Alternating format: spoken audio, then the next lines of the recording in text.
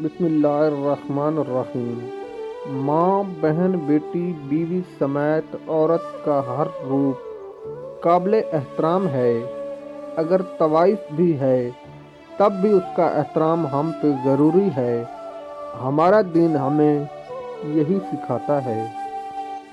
اگر تم لذت لمس سے آشنا ہونا چاہتے ہو تو ایسی عورت سے بھرپور صحبت کرو جس کے وجود کے ذرے ذرے میں تم جذب ہو سکو، تبھی تم اس لذت کی انتہا کو پہنچ سکو گے۔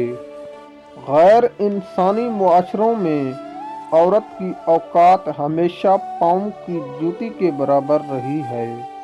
عورت کا کام صرف بستر گرم کرنا، کھانا بنانا، بچے پیدا کر کے انہیں پالنا۔ لیکن دلچسپ بات یہ ہے کہ بڑے سے بڑا مرد بھی جب اپنی کسی کمزوری سے مجبور ہو جاتا ہے تو وہ عورت کی باہوں میں ہی پناہ لیتا ہے۔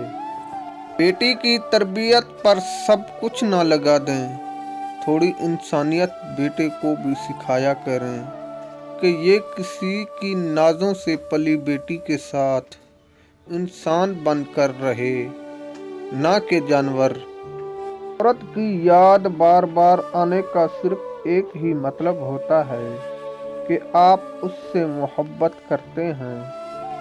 جب آپ عروج پر ہوتے ہیں تو آپ کے دوستوں کو پتہ چلتا ہے کہ آپ کون ہیں، اور جب آپ زوال پر ہوتے ہیں تو آپ کو پتہ چلتا ہے کہ دوست کون ہیں۔